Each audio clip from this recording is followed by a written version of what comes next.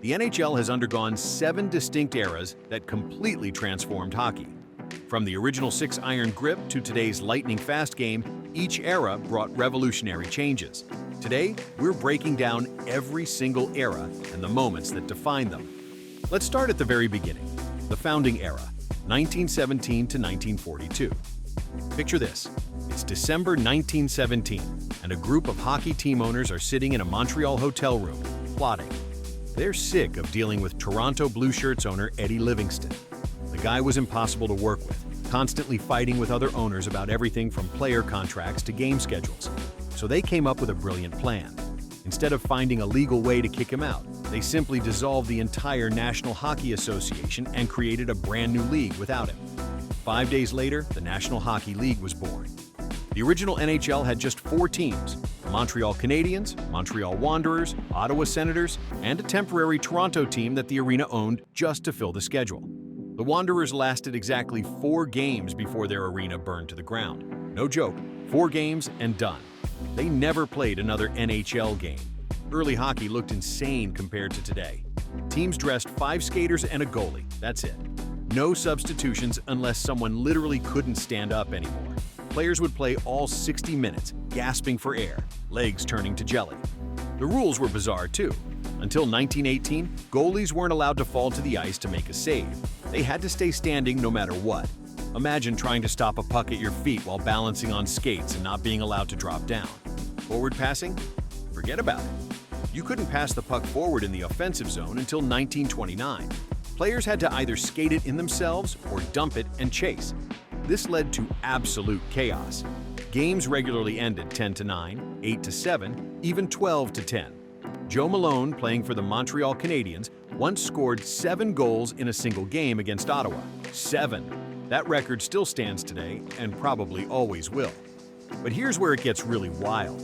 In 1919, the Stanley Cup Finals between Montreal and Seattle had to be canceled. Not postponed, canceled. The Spanish flu pandemic was killing players. Joe Hall, one of Montreal's best defensemen, died from the flu 5 days after the finals were called off. Several players on both teams were hospitalized. They never awarded the cup that year, the only time in history that happened. Money was tight, really tight. The Quebec Bulldogs couldn't afford to operate, so they suspended operations for 2 years. When they came back, they moved to Hamilton and lasted 1 season before the players went on strike for unpaid wages. The Pittsburgh Pirates joined in 1925, but were losing so much money they moved to Philadelphia and became the Quakers. They were even worse there, finishing with the worst record in NHL history before folding. Then came 1929, the year everything changed. The league finally allowed forward passing in all 3 zones. Overnight, and I mean literally from one game to the next, scoring exploded.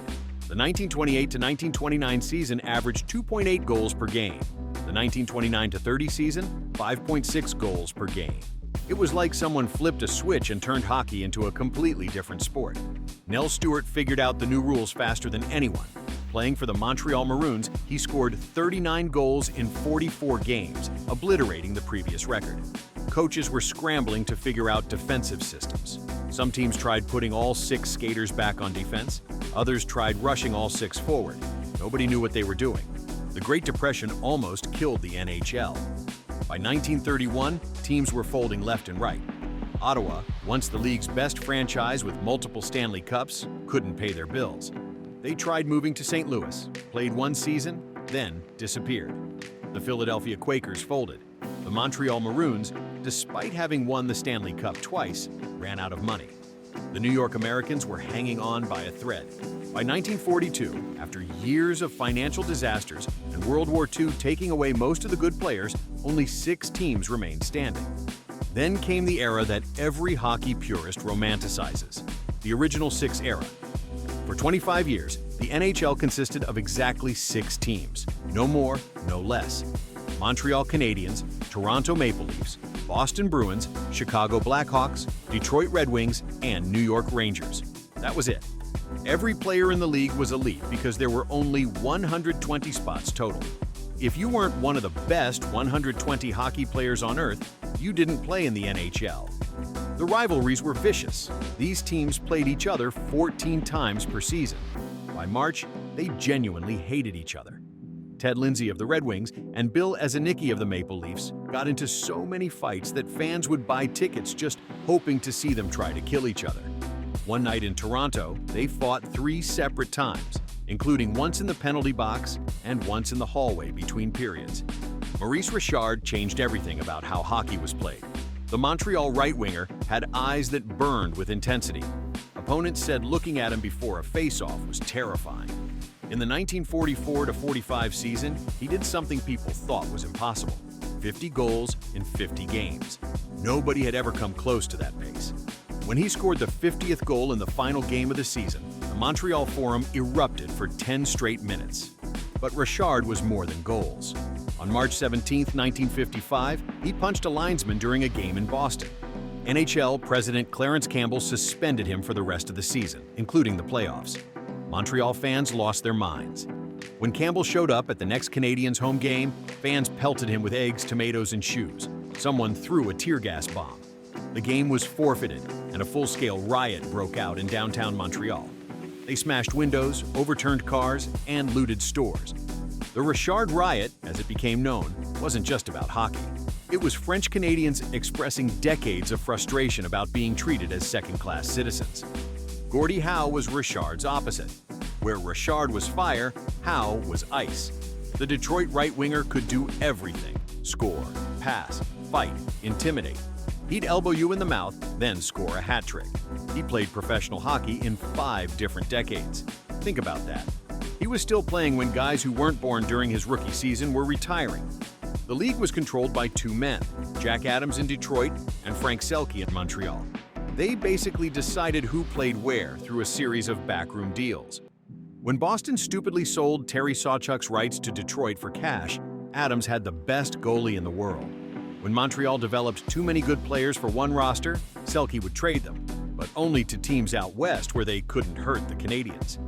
Television arrived in 1952 with Hockey Night in Canada. Suddenly, people in small towns across Canada could watch the Maple Leafs and Canadiens every Saturday night. Foster Hewitt's voice became the soundtrack of Canadian winters. Kids would huddle around black and white TVs, practicing Hewitt's famous goal call in their backyards. The 1960s brought the first cracks in the original 6 fortress. Bobby Hull's slapshot was so hard it scared goalies. He was the first to curve his stick blade dramatically, making the puck dip and rise unpredictably. Jacques Plante revolutionized goaltending by being the first to regularly wear a mask after taking a puck to the face in 1959. His coach, Toe Blake, hated it, said it made him look weak. Plante didn't care. He liked having teeth. By 1965, the NHL was getting pressure from all sides. The Western Hockey League threatened to go Major League. American cities with arenas wanted teams. Most importantly, the NFL and NBA were expanding rapidly and making the NHL look like a mom-and-pop operation. In 1967, everything changed overnight. The NHL doubled in size in one night. 6 new teams joined: Los Angeles Kings, Minnesota North Stars, Oakland Seals, Philadelphia Flyers, Pittsburgh Penguins, and St. Louis Blues. The expansion draft was a joke. Original 6 teams protected nearly all their good players. Expansion teams got table scraps, aging veterans, career minor leaguers, and players the original 6 wanted to get rid of anyway. The Seals drafted a 39-year-old goalie who hadn't played in 2 years. The Kings took a defenseman who immediately retired rather than move to California. But the Philadelphia Flyers figured something out. If you couldn't beat the original 6 with skill, maybe you could intimidate them. Dave Schultz, Bob Kelly, Don Selesky, and Andre Dupont formed the Broad Street Bullies. They'd fight anyone, anytime, anywhere. During warm-ups, between periods, in the parking lot after the game. Other teams were genuinely afraid to play in Philadelphia. It worked. The Flyers won back-to-back Stanley Cups in 1974 and 1975, the first expansion team to win it all. Kate Smith singing God Bless America before games became their secret weapon. The Flyers were undefeated when she performed live. The Spectrum crowd would go insane, and the Flyers would come out hitting everything that moved. Meanwhile, Bobby Orr was redefining what a defenseman could do. Before Orr, defensemen stayed back and played defense. Orr flew up the ice like a forward, leading rushes, scoring goals, making plays. In 1970, he scored the Stanley Cup winning goal in overtime by flying through the air after being tripped. The photo of him horizontal in midair, arms raised in celebration, became the most famous image in hockey history. The real chaos started in 1972 when the World Hockey Association launched. They had money, lots of it, and they weren't afraid to spend it. Bobby Hull, the NHL's biggest star, signed with the Winnipeg Jets for an unheard-of $1 million. The signing ceremony was insane. They brought $1 million in cash in a wheelbarrow and dumped it on a table for photographers. The WHA would sign anyone. They grabbed aging NHL stars, unproven juniors, and European players the NHL ignored. They put teams in places like Birmingham, Alabama, and Phoenix, Arizona. Some teams folded mid-season. The Cincinnati Stingers mascot was arrested for hitting a referee with a fish. The Birmingham Bulls had a promotion where fans could win a cow, an actual cow. But the WHA had Wayne Gretzky. At 17, he was too young for the NHL draft, but not for the WHA. He signed with Indianapolis, who immediately sold him to Edmonton. Peter Pocklington, the Oilers' owner, knew he had gold. When merger talks began, keeping Gretzky was his only non-negotiable demand. In 1979, the NHL absorbed 4 WHA teams, and hockey was never the same. The Edmonton Oilers, Hartford Whalers, Quebec Nordiques, and Winnipeg Jets joined the NHL. Everyone expected them to be terrible, like the 1967 expansion teams. Everyone was wrong. Edmonton had this skinny kid wearing number 99 who was about to break every record in existence. Wayne Gretzky didn't look like a hockey player. He was skinny, avoided contact, and couldn't shoot particularly hard. But his brain operated on a different level. He famously said he didn't skate to where the puck was, but where it was going to be. Watching him play was like watching someone who could see 5 seconds into the future. His 1981-82 season was stupid. There's no other word for it. 92 goals when nobody else had ever scored 80. 212 points when nobody had scored 200. He had 65 more points than the second-place scorer. It would be like someone today scoring 180 points. The NHL actually had to redesign their scoring displays at arenas because they weren't built to show 3-digit goal totals. The Oilers played video game hockey. Glenn Sather built a team of speedsters who treated defense as optional. Paul Coffey would rush from his own goal line to the opponent's net without passing. Jari Kurri and Glenn Anderson flew down the wings. Mark Messier hit everything while somehow scoring 50 goals. They'd regularly win games 8-6, 9-7, sometimes 10-8. The Battle of Alberta between Edmonton and Calgary was war. These teams despised each other. In 1986, they fought from the opening faceoff to the final buzzer. Dave Semenko and Tim Hunter paired off. Marty McSorley fought whoever wanted some. Even Wayne Gretzky, who never fought, dropped his gloves. The penalty box couldn't hold everyone, so they sent players to the locker room. Meanwhile, in Long Island, the New York Islanders were building their own dynasty the opposite way. Bill Torrey and Al Arbour created a defensive machine that could also score. Mike Bossy scored 50 goals in 50 games like it was easy. Brian Trottier controlled the middle of the ice. Dennis Potvin crushed anyone who came near his net. They won 4 straight cups from 1980 to 1983, but nobody remembers them as fondly as the flashy Oilers. Equipment was evolving rapidly. Composite sticks started appearing, though most players distrusted them. Helmets became mandatory for new players in 1979, though veterans were grandfathered in. Craig McTavish was the last player to go helmetless, retiring in 1997. Goalie pads got bigger and lighter. The old brown leather pads that weighed 40 pounds when wet were replaced by synthetic materials that barely absorbed water. The biggest shock came on August 9, 1988. Wayne Gretzky, the greatest player ever, was traded to Los Angeles. Edmonton needed money, and Kings owner Bruce McNall had it. The trade wasn't just hockey news, it was international news. Canadians felt betrayed. How could you trade Wayne Gretzky? It was like America trading the Statue of Liberty. Gretzky cried at his press conference. His new wife, actress Janet Jones, was blamed for wanting to live in Hollywood. In his first game back in Edmonton as a King, fans booed him. Some cried. A kid held up a sign saying, "Wayne, I thought you loved us." Then hockey went through its darkest period, the dead puck era. It started innocently enough. Jacques Lemaire took over the New Jersey Devils in 1993 and installed something called the neutral zone trap. It was brilliant in its simplicity. Instead of forechecking aggressively, the Devils would retreat to center ice and form a wall. One forward would pressure the puck carrier while the other 4 players clogged every passing lane. It was like trying to skate through quicksand. It was monumentally boring to watch, but it worked. The Devils won the Stanley Cup in 1995, beating the heavily favored Red Wings. Games would end 1-0, 2-1, sometimes 0-0 going to overtime. Fans started calling it soccer on ice. In one playoff game between New Jersey and Florida, there were exactly 0 penalties called. The referees had nothing to call because neither team ever had the puck long enough to do anything illegal. Goaltending equipment became comically large. Patrick Waugh's pads were so wide he could do the splits and cover the entire bottom of the net. Garth Snow's pads were even bigger. The league had to create rules limiting pad width because goalies were turning into sumo wrestlers. Catching gloves became the size of fishing nets. Chest protectors looked like armor from a medieval knight. But the real problem was the clutching and grabbing. Referees stopped calling interference penalties, so defenders would simply tackle anyone trying to skate past them. Mario Lemieux, arguably the most talented player ever, retired in frustration in 1997, saying the game had become unwatchable. Imagine if the NBA let defenders bear hug Michael Jordan every time he touched the ball. TV ratings cratered. ESPN, which had carried the NHL since the 1980s, declined to renew their contract. Games moved to OLN, a channel most people didn't even know existed. Attendance dropped in many markets. The league was hemorrhaging money. Commissioner Gary Bettman and the owners decided the solution was to implement a salary cap. The players, led by Bob Goodenow, said absolutely not. Neither side would budge. On September 16, 2004, the owners locked out the players. Everyone assumed they'd settle by Christmas.